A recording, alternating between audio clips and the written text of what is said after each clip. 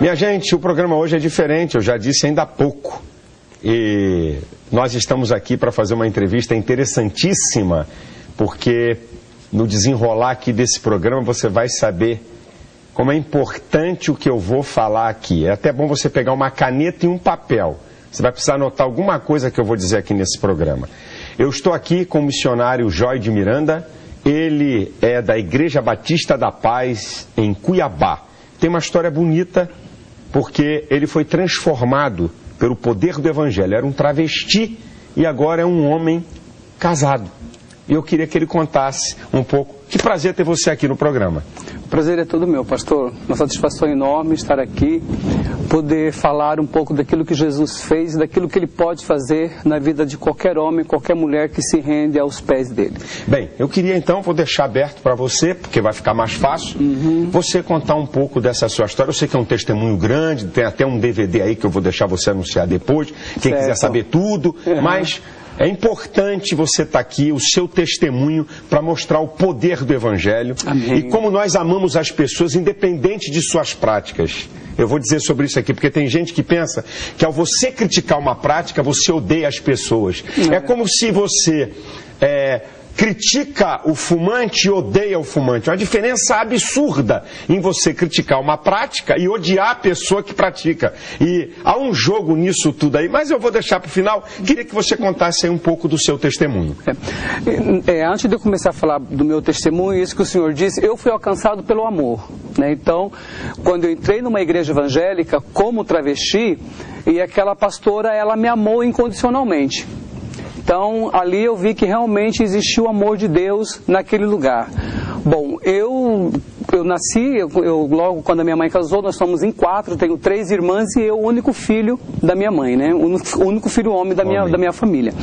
E ali eu fui crescendo, quando eu comecei a conhecer o meu pai já era um homem extremamente violento. Meu pai, ele era alcoólatra, e o meu pai, então, ele era um homem muito violento. Eu comecei, então, a não ter o referencial de homem dentro de casa. Interessante que a palavra do Senhor, lá em Provérbio 22:6, diz assim, que instrua o menino no caminho que deve andar. E eu não tive essa oportunidade. Com 6 anos de idade, eu fui violentado por um advogado que morava em frente à minha casa. Então, hoje se fala muito em pedofilia. Então, eu sei o que uma criança sofre quando ela é vítima de um pedófilo. Então, você, aos 6 anos de idade? Aos 6 anos de idade. Vizinho em frente? Vizinho em frente, um advogado. Só que eu tive vontade de compartilhar isso com meu pai. Mas como compartilhar isso com meu pai se eu não tinha um pai dentro de casa? Se eu não tinha um amigo a quem eu podia confiar? E aquele homem, depois, ele começou a me molestar durante anos, e aquilo ali foi me tornando um vício. Eu fui crescendo com aquilo ali. E o meu pai sempre revoltado, alcoólatra, brigando. Então, assim, eu não tive uma base, que é a família, que hoje a gente fala muito sobre família. Olha o que ele está dizendo aqui, viu, papai? Viu, papai machão? Viu, papai machão? O teu filho, eu já sei disso, sei há muito tempo, a importância, né, da afetividade masculina. A criança faz ruptura com o mundo a partir da figura paterna. Olha o que ele está dizendo aqui, o que é um pai omisso, um pai violento, um pai que faz descaso dos filhos. Ele teve vontade de contar, mas não achou campo. Isso é muito interessante. Pode continuar, queridão.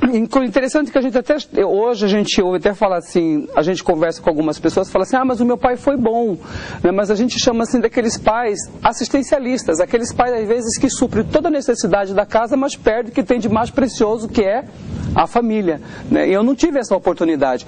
E aí logo depois vieram as práticas com outros meninos, e a minha família frequentava uma outra religião, e aí eu fui crescendo naquele âmbito daquela religião, onde foram feitos alguns trabalhos com a minha vida, e eu fui me tornando um adolescente muito rebelde.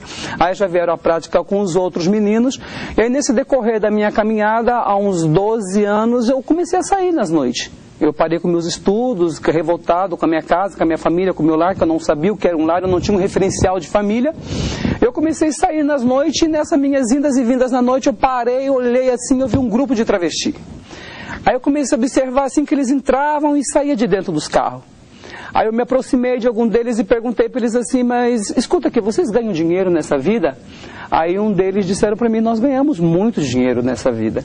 E aquele travesti já fez amizade comigo, já me levou para casa dele, e aí nessa mesma noite ele já me deu droga. E a palavra do Senhor lá no Salmo 42:7 diz assim, com abismo chama outro abismo, né? E aquele travesti me levou para casa dele, me ofereceu droga pela primeira vez, e aí no outro dia ele já me transvestiu e me levou para a esquina. Para minha maior surpresa, eu descobri que para ser um travesti tem que ser muito homem. Por quê? Porque 99% dos homens que saem com os travestis, quem é o ativo são os travestis. E são, homens casados que deixam as esposas em casa para se unirem com aqueles homens. Então, assim, hoje o nosso testemunho é para glorificar o nome do Senhor.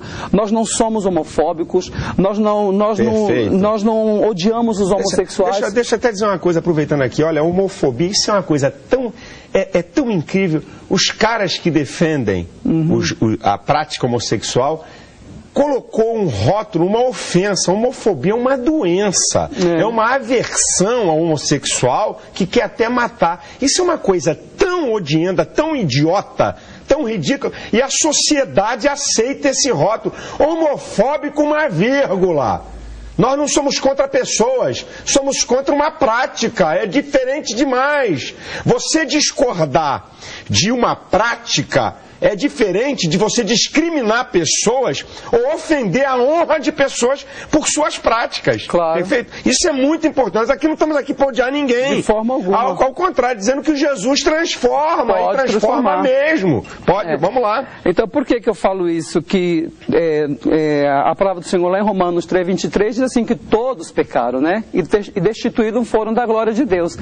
E hoje eu digo assim, às vezes, né, esses mesmos homens que saem com os travestis, que os travestis são ativos com eles, muitas vezes passam com a família e olham e criticam. Eu digo assim, eu falo, eles estão com os pecados expostos, mas e muitos que estão com os pecados encobertos se sentem melhores do que eles? Não.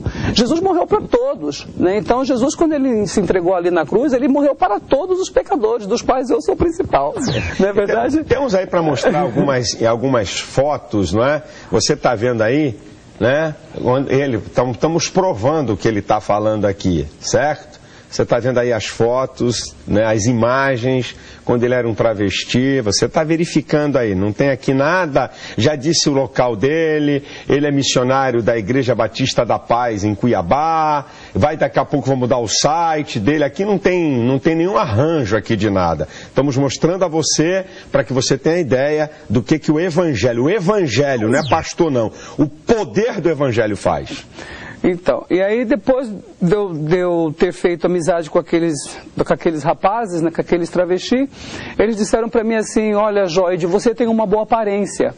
Se você for para o Rio de Janeiro, você vai ganhar muito dinheiro. Então, como eu cresci ouvindo do meu pai que eu não valia nada, que eu era uma pessoa inútil, que eu não ia dar em nada, eu pensei comigo mesmo, eu falei assim, bom, essa vai ser uma forma de eu provar para o meu pai que eu vou ser alguma coisa, que eu vou ganhar alguma coisa. Como eu não sei. Eu aceitei vir para o Rio de Janeiro. Vim para o Rio de Janeiro aqui, ainda muito jovem, ainda um pré-adolescente, fiquei ali na Lapa, na Mendiçá, na Riachuelo ali, e ali eu comecei a ver coisas terríveis, ainda muito criança, eu já comecei a me fundar nas drogas. Do Rio de Janeiro disseram para mim assim, olha, se nós formos para São Paulo, em São Paulo nós vamos ganhar mais dinheiro. Eu falei, então eu vou para São Paulo, porque o que eu queria? Eu queria provar para o meu pai que eu ia ser alguém, não importa.